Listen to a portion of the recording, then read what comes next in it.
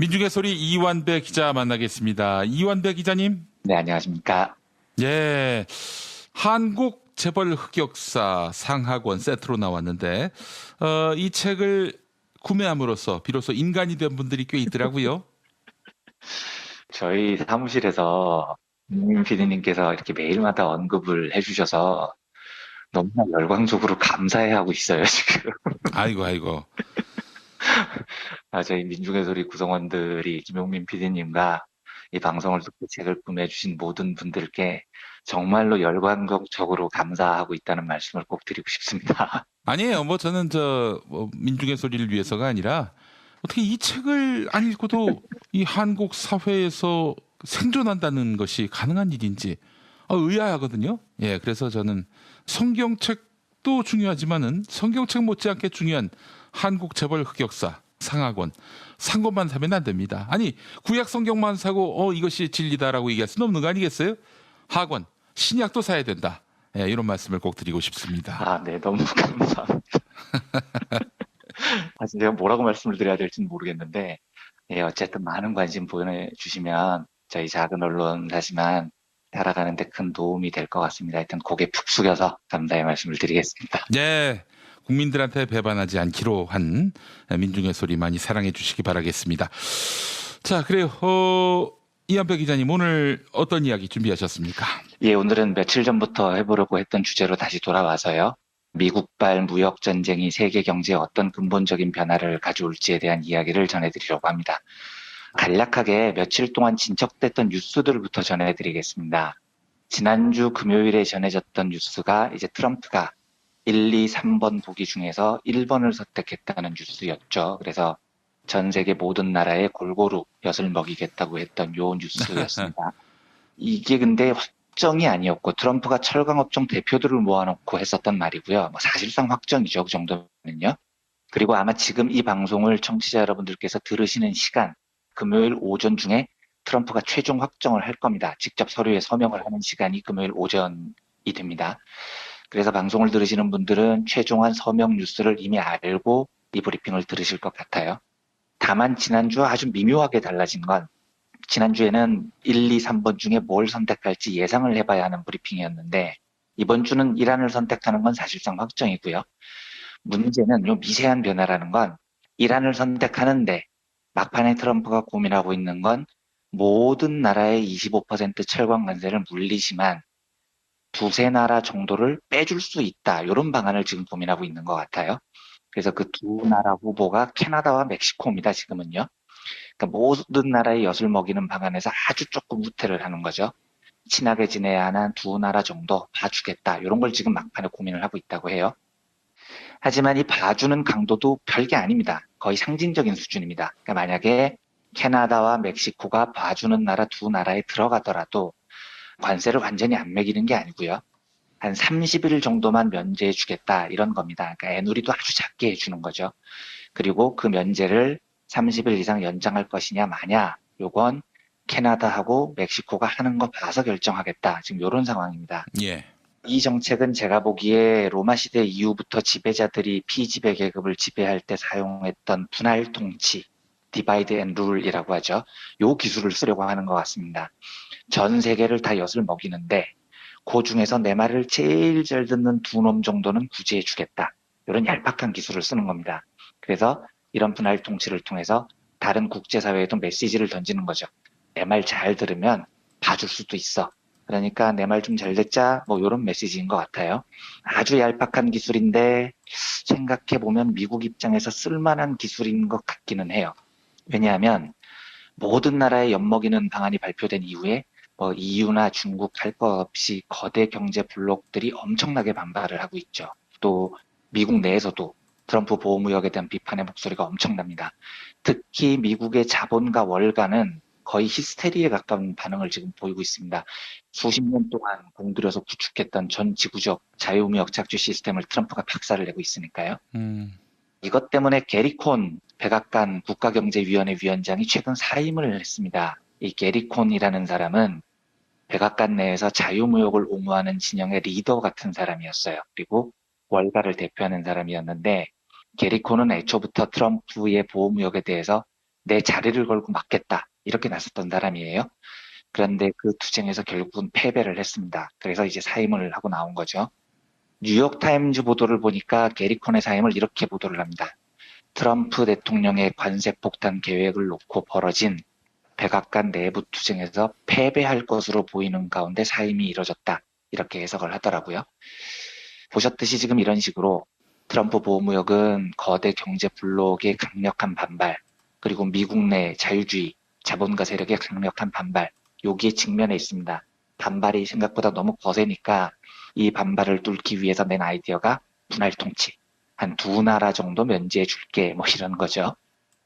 뭐 미국 입장에서는 쓸만한 얕은 수 같은데 별 효과는 없을 겁니다. 왜냐하면 과거 같으면 미국이 자유진영을 끌고 가는 리더였죠. 그래서 미국의 한마디가 자유진영에서는 곧 법이었습니다. 그런데 지금은 미국의 보호무역의 거대 블록, 심지어 미국 내부에서도 반대하고 있잖아요. 그러니까 트럼프의 미국은 지금 힘이 엄청나게 딸리고 있는 겁니다. 딸리니까 저런 짜친 분할 통치 같은 기술을 사용하는 거죠.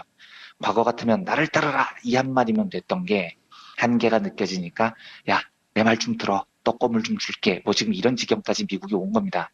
이 부분에 대해서 국내 언론이 주목하는 건 우리도 저 떡고물을 먹는 국가에 포함이 될 수 있을까? 여기에 관심을 많이 갖고 있습니다. 근데 지금 트럼프는 캐나다와 멕시코 두 나라에만 관세를 한 30일 정도 유예하는 방안을 고려 중인데 한국도 거기에 끼면 얼마나 좋을까? 과연 낄 수 있을까? 여기에 국내 언론들이 주목을 하고 있어요. 실제로 국내 통상 관계자들도 미국 정부를 통해서 로비를 하고 있는 것 같습니다. 저기에 끼면 나쁠 건 없는 거니까요. 근데 다만 정치자분들이 뉴스를 어떻게 들으실지는 모르겠지만 결과가 났을 테니까요. 근데 결과적으로 우리가 저기 끼지 않더라도 아무 상관이 없습니다. 이건 덤 같은 거예요. 끼면 좋은 거고 안 끼어도 아무 상관이 없습니다. 아주 미세한 차이일 뿐이죠. 50% 넘는 관세 폭탄을 맞을지도 모른다는 뉴스에도 국내 철강업체 주가가 올랐다고 말씀드렸죠. 그런데 이제는 끼켜봐야 25%입니다. 이건 아무것도 아닌 거예요. 저 25% 관세도 30일 면제를 받는데 낀다면 좋은 겁니다. 그런데 못 받아도 아무 상관없다는 겁니다. 다만 제가 약간 재미삼아 생각을 해본 건 확률은 별로 안 높아 보이지만 만약에 우리나라가 캐나다, 멕시코와 함께 면제받는 국가에 낀다면 이 확률은 별로 안 높습니다. 그러니까 기대는 안 하시는 게 좋을 것 같은데 만약에 낀다면 조중동이 참 뻘쭘하겠다는 생각은 들어요. 그러니까 이쪽 시각은 문재인이 잘못해서 우리만 관세 폭탄 맞았다 이 지랄을 하던데 갑자기 미국이 관세를 면제해주는 새 나라에 우리가 들어가면 얼마나 뻘쭘하겠습니까? 그런 재미난 상상은 되더라고요. 근데 하지만 그 떡고물 국가에 포함이 안 돼도 아무 상관없으니 전혀 개의치 않아도 되고요. 들어가면 좋은 거다. 이런 덤 정도로 생각하면 될 것 같습니다. 예. 이까지 며칠 동안의 진행 상황 점검을 마치고요. 지금부터는 좀 근본적인 이야기를 해보겠습니다. 자본주의가 시작된 이래 세계 자본주의의 역사는 크게 거대한 변곡점을 두 번을 맞습니다. 그러니까 자본주의가 출범한 이후 1930년대까지 지속됐던 이른바 고전학파의 시대라고 하는데요. 이 시대는 간단히 말하면 시장을 숭배했던 시기고요. 저는 그냥 착취의 시대 이렇게 부릅니다. 그런데 역사적으로 보면 이런 착취의 시대는 반드시 종말을 맞습니다. 이게 제가 예언을 하는 게 아니고 상식이 그런 겁니다. 왜냐하면 자본이 노동을 엄청나게 착취를 해요. 그러면 노동이 가난해지겠죠. 이게 자본 입장에서 좋은 게 아닙니다. 왜냐하면 물건을 만드는데 팔리지 않기 때문입니다. 노동자는 곧 소비자이기도 하니까요. 그래서 자본이 노동을 착취하면 착취할수록 착취의 시대가 길어질수록 자본이 만든 물건이 팔 곳이 없어지는 딜레마가 반드시 존재합니다. 이건 자본주의의 숙명 같은 거예요. 그러니까 마르크스 같은 학자는 이 숙명을 간파를 하고 자본주의가 결국은 붕괴를 하고 사회주의가 올 거라고 얘기를 했던 거죠. 물론 사회주의가 올 거라는 마르크스의 예언은 틀렸지만 적어도 끝없는 착취의 시대는 언젠가 끝난다. 이 예언은 매우 지당한 겁니다. 상식적인 수론에 의해서 나온 결론인 겁니다. 1930년대 벌어졌던 대공황, 이게 바로 그런 관점에서 발생했던 사태였던 겁니다. 자본이 200년 가까이 노동을 착취하다 보니까 노동자는 거덜이 났고 공장에서 만든 물건은 산더미처럼 쌓였는데 그 물건이 안 팔립니다. 이게 결국은 대공황이라는 엄청난 경제 참사로 이어졌던 거죠. 이 위기를 자본주의는 복지의 시대를 열면서 극복을 합니다. 이 존 메이너드 케인즈라는 천재적인 경제학자의 등장이 계기가 되죠. 케인즈는 위기를 극복하는 아주 간단한 해법을 제시하는데 그건 문제가 자본이 노동을 너무 심하게 착취해서 생긴 거니까 간단하게 그냥 돈을 노동자들에게 나눠주자. 복지 정책을 펼치자. 이런 제안을 합니다. 그리고 이런 복지 정책을 중심으로 케인즈의 경제학이 한 40년 정도 세상을 지배합니다. 이걸 이제 저는 복지의 시대라고 불러요. 복지의 시대는 1980년에 레이건과 대처의 등장, 신자유주의의 시작으로 이제 끝이 납니다. 복지의 시대가 마무리되고 다시 착취의 시대가 시작이 된 거죠. 그래서 정리를 해보면 자본주의의 출범 이래 1930년 대공황이 계기가 돼서 착취의 시대가 마무리되고 복지의 시대가 시작됩니다. 이때가 한번 큰 변곡점이었고요. 1980년 레이건과 대처의 등장을 계기로 복지의 시대가 마무리되고 착취의 시대가 시작됩니다. 이때가 두 번째 변곡점이었어요. 제가 지루한 역사 이야기를 길게 드리는 이유는 이 두 번의 거대한 변곡점을 거쳤던 현대 자본주의가 세 번째 변곡점을 맞을지도 모른다는 이야기를 드리고 싶어서입니다. 그러니까 지금 우리가 살고 있는 2018년이요.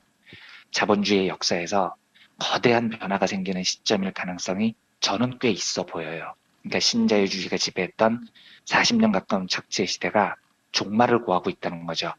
왜냐하면 제가 아까 말씀드렸듯이 착취의 자본주의는 반드시 끝이 나게 돼 있기 때문입니다. 자본이 노동을 착취하면 착취할수록 물건은 못 팔게 되니까요. 그건 끝이 나는 시대입니다. 그리고 지금이 바로 그때죠. 트럼프가 미국 자본가들의 반대를 무릅쓰고 저 보호무역을 강행하는 이유도 노동자들의 마음을 얻기 위해서예요. 노동자들의 분노를 이용하려고 트럼프는 보호무역을 지금 강화하고 있습니다.